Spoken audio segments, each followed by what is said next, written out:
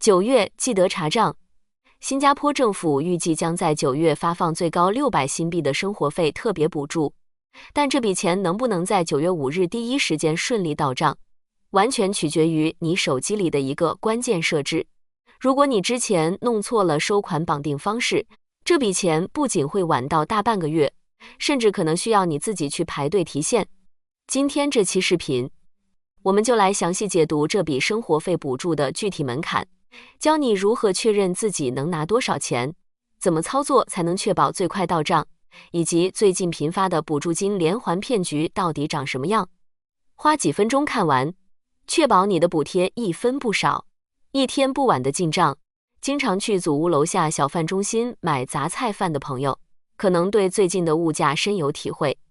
2肉1菜的价格似乎总在不知不觉中往上调。根据新加坡金融管理局的观察，虽然整体经济在逐步复苏，但核心通胀压力依然存在。水电费、交通费和日常必需品的开销并没有真正降下来。为了对冲这种外部不确定性和持续的物价上涨，政府在定薪与援助配套中特别追加了这笔生活费特别补助。这并不是一次毫无章法的随意发钱，而是政府通过精准的财政测算，为中低收入家庭提供的一层经济缓冲。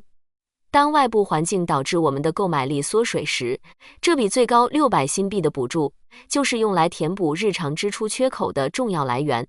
它不仅仅是政府的一点心意，更是我们在高通胀环境下精打细算生活的一张底牌。了解了这笔钱的发放初衷，你就会明白为什么这次的审核标准会更加细化。那么，究竟谁能拿到这笔钱？不同收入群体又能分到多少？我们接着往下看。那么，你到底符合资格吗？能拿多少钱？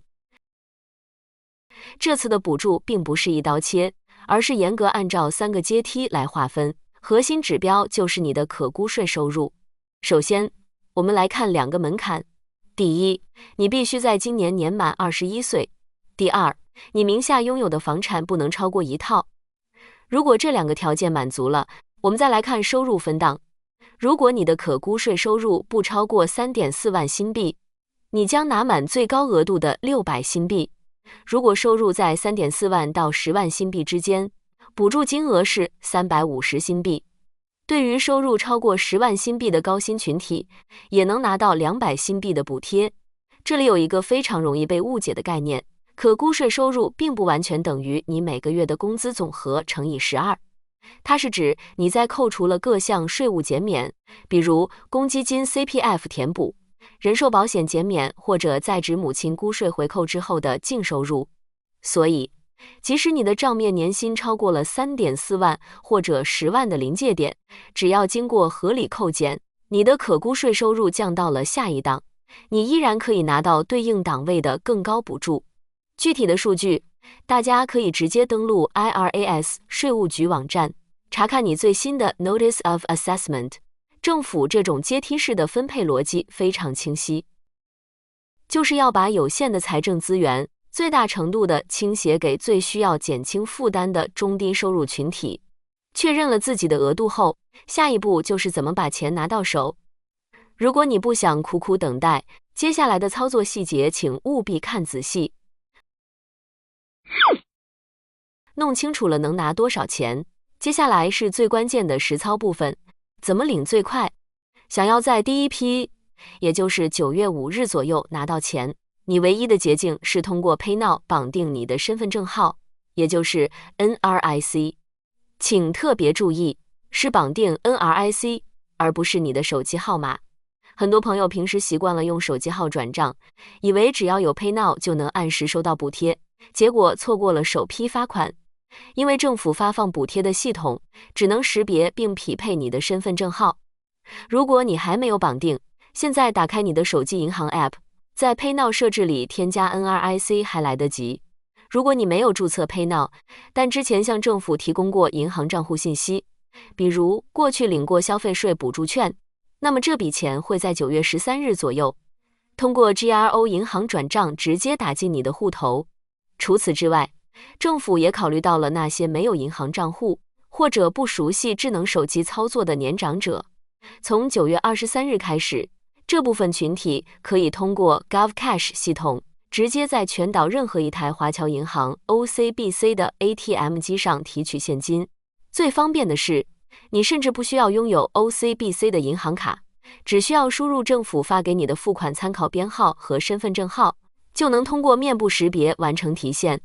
这种多层次的发放机制不仅体现了新加坡数字政务的效率，也保留了对年长群体的温度。不过，就在大家期盼补助到账的时候，有些人却盯上了这笔钱。每次政府发钱，往往也是诈骗团伙最活跃的时候。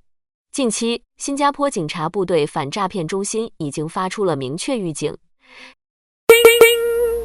针对生活费补助的钓鱼诈骗已经出现。诈骗分子的套路通常是这样的，他们会发送一条伪装成政府部门的短信，告诉你补助发放失败，或者你的银行资料过期，要求你立刻点击短信里的链接去更新信息。一旦你点开那个伪造的网页并输入了银行账号和密码，你的存款就会被瞬间转走。在这里，我必须向大家强调一下，新加坡政府绝对不会通过带有链接的短信，也就是 SMS， 要求你提供任何个人信息或银行密码。只要短信里带链接，不管它看起来多像官方发来的，请立刻删除。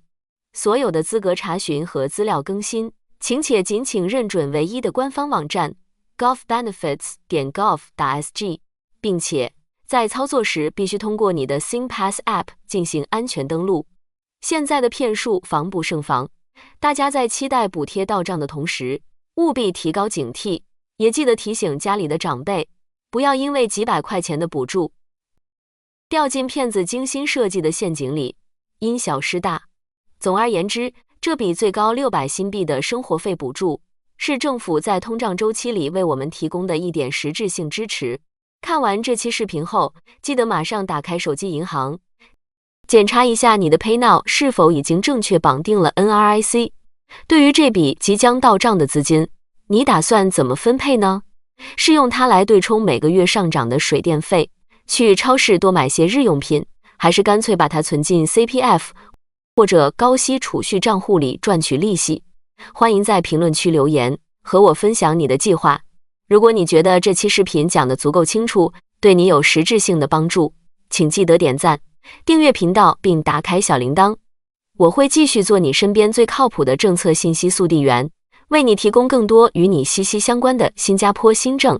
我们下期视频再见。